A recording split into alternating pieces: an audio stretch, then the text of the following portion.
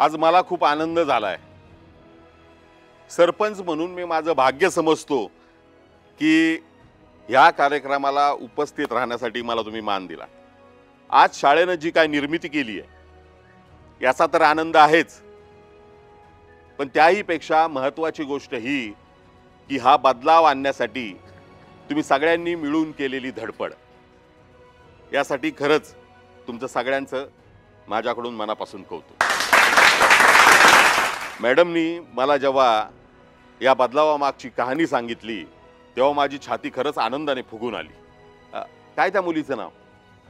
मानवी।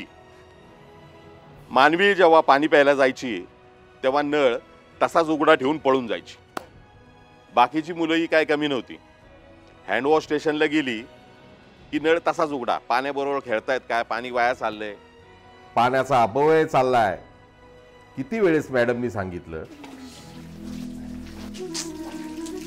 अरे बाळांनो, तुम्हाला किती वेळा सांगितलं पाणी जपून वापरायचं म्हणून।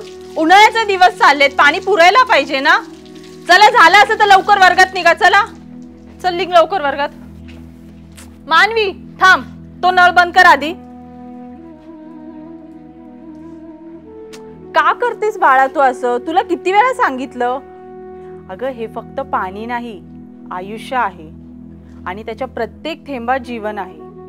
आणि तुम्ही सर्वजण जर असंच नेहमी वागलात ना तर एक दिवस प्यायलाही पाणी मिळणार नाही। तुला कळते ना मी काय बोलते ते? ठीक आहे, चालेल।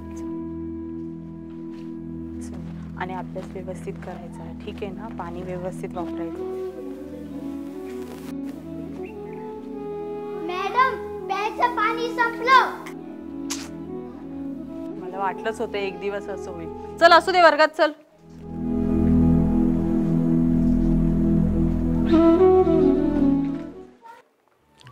सर, मला असं वाटतंय की पाणी वापराबाबत आपण थोडी काळजी घ्यायला हवी।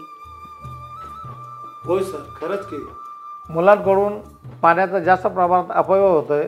काय वाटतंय आपल्याला, काय करायला हवं आपण? सर, मला असं वाटतं की जोपर्यंत मुलांना आपण पाण्याचं महत्त्व सांगत नाही तोपर्यंत सगळं अशक्य आहे। अगदी बरोबर मॅडम। दररोज परिपाठात आपण पाण्याचे महत्त्व आणि पाण्याच्या वापराविषयी विद्यार्थ्यांना बोधपर कथा आणि मार्गदर्शन आपल्याला आता यापुढे करावंच लागेल। आणि सर, पाणी टंचाईविषयी जर आपण मुलांना प्रोजेक्टर आणि टीव्हीच्या माध्यमातून सांगितलं तर अजून छान होईल। अजून एक महत्त्वाची बाब सांगायची वाटते। जर आपण विद्यार्थ्यांना बंद झाकणाच्या पाण्याच्या बॉटल्स उपलब्ध करून दिल्या तर नळावर पाणी पिताना जे अतिरिक्त पाणी वाया जातं ते वाया जाणार नाही।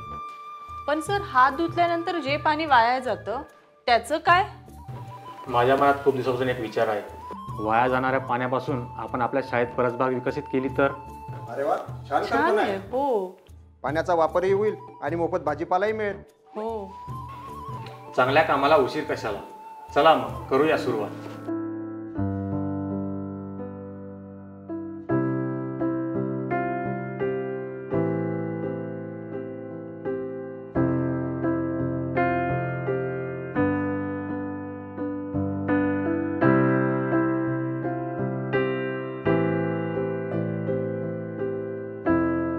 बदलाव आणण्यासाठी तुम्ही जी काय धडपड केली आहे ती खरंच वाखाणण्याजोगी आहे, पण आता हा बदलाव गावागावात पोहोचला पाहिजे। मित्रांनो, एक गोष्ट कायम लक्षात ठेवायची, तुम्ही जेव्हा गरजेपेक्षा जास्त पाणी वापरता तेव्हा तुम्ही हत्या करत असता। कारण का, पाण्याच्या प्रत्येक थेंबामध्ये एक जीवन लपलेलं असतं।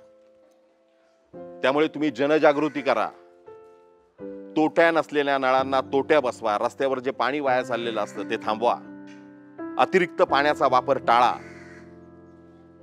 पाण्याचा एक एक थेंब वाचवण्यासाठी तुम्ही एक एक पाऊल पुढे टाका। लक्षात ठेवा, पाणी वाचेल तर आपण वाचू।